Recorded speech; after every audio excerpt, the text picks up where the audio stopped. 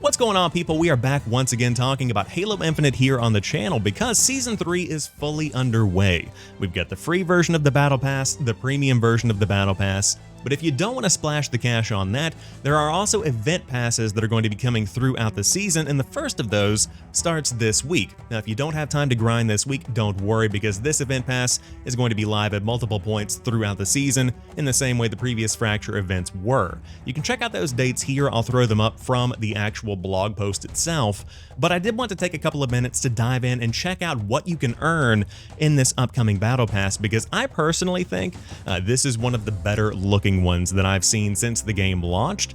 Again, these are all free. So as we scroll through these, I know that I've been on Reddit and I've been on other forums where people have complained about the quality of the cosmetics and the things that you get and the amount of things. These are free.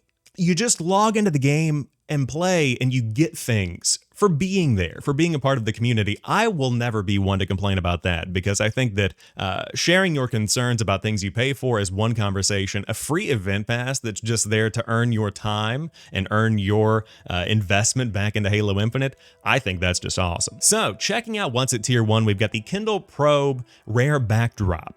All of these have a very techie theme to it. You'll see the same thing at level 2 with the Recursive Composition Rare Armor Emblem. I like the way this looks right here on the left side of the chest. I like the purple, I like the green. Combining that with the rare backdrop, very cool look.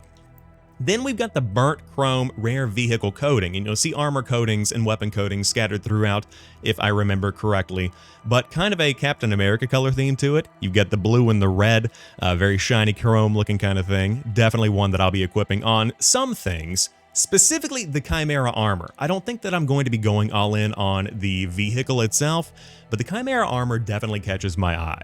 And once again, this looks like Captain America in Crisis. Let's just call it what it is. This looks like a Crisis suit, and I love the way that this looks. Very patriotic is the first word that comes to mind. Once again, just going with that theme, but the burnt chrome definitely makes the Chimera armor pop a little bit more than the typical look of it does. I mean, when it launched, I think it was pretty much just dark gray, silver, and then maybe a pop of red here and there, but this makes it splash just a little bit more on the screen.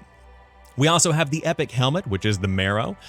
This one isn't really doing much for me. Kind of looks like an aviator helmet, but I respect what it's trying to bring here. You've got kind of a sunglasses look on the visor. I think that's a neat look, and it definitely switches it up a bit in the way that the normal Chimera Core probably doesn't bring.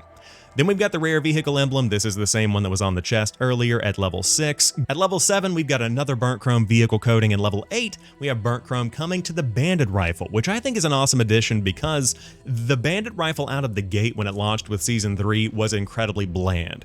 Early on in the Season 3 Battle Pass, you do get the purple coating that is available for the bandit. That's a little bit too vibrant for me. I think that one would probably also grab the enemy's attention a little bit more easily.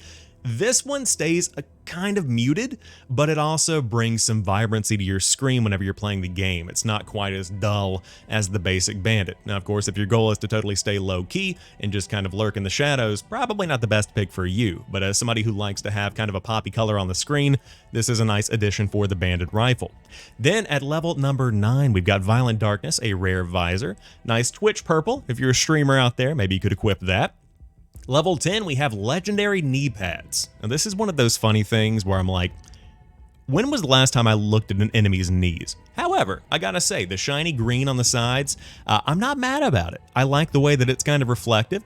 Could be interesting just to throw on your armor core, especially if you care about the details. I think that's what's really going to matter for people in this one. And again, coming to the Chimera core, so that's nice to see as well. As an aside, I would love to see the armor core system go away entirely. I know this is an old conversation. I know they've talked about it, but the fact that I can't equip these knee pads on the Mark 7 makes no sense. Just let me do it, you know? Horrible system that was baked into the game to begin with. Level 11, the emblem is back once again, the recursive composition emblem from before. Now it's available for your weapons. Here you can see it on the side of the MA40 assault rifle. I'm not crazy about emblems on rifles in the game. I think they kind of junk it up a little bit. Just calling it how I see it. I'm sure people really enjoy this. I'm not one of them. At level 12, the burnt chrome vehicle coating is back once again, this time for the Rocket Warthog. At level 13, the epic armor coating is back for Chimera Bootstrap Burn. This is kind of a orange look, reminds me of Space Station Gaming a little bit. I do enjoy the way this one looks. I don't know that I'm a big fan of the blue and the orange. I think that I might put this one to the side because of that, and that could just be a personal preference for me. I love the way the chest piece looks and the back looks, but the gloves and the shoes, or I should say the feet or shoes, and how do we class boots maybe? How do we classify footwear for a mech style armor core? Either way, I'm not a big fan of the blue here, but the orange is definitely one that I'll be happy to have in the collection, and it's nice to see an epic coming up for level 13.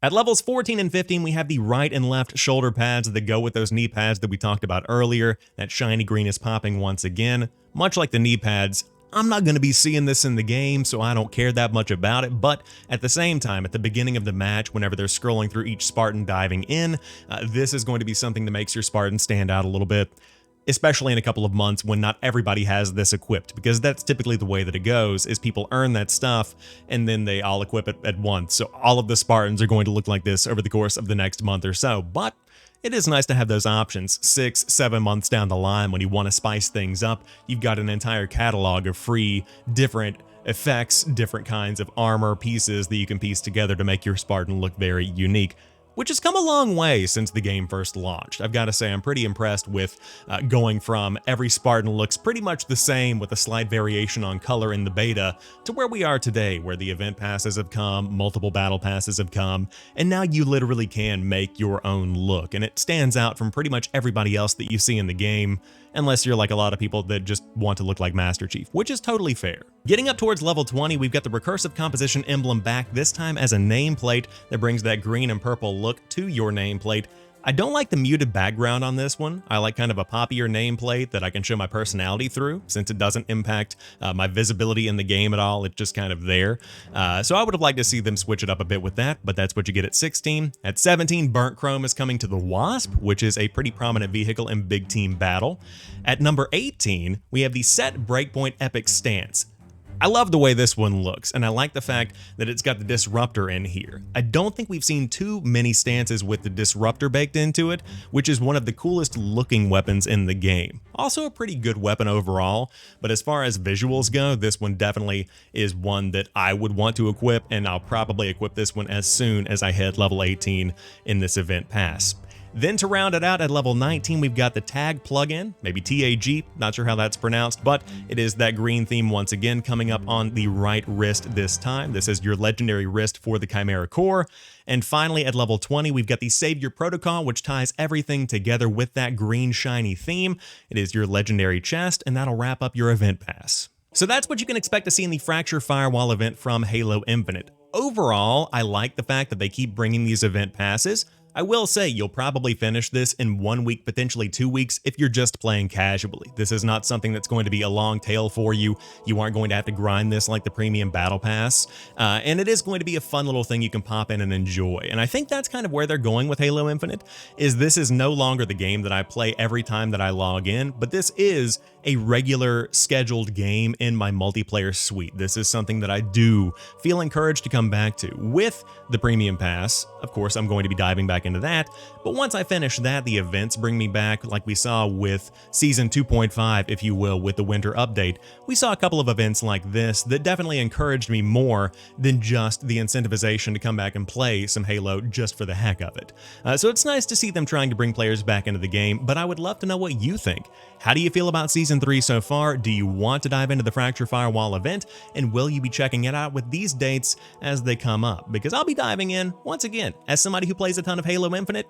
I'll probably be finished with this by the end of the week, potentially in the next couple of weeks, depending on my challenges. But I look forward to hearing your thoughts, and I'll catch you on the next one.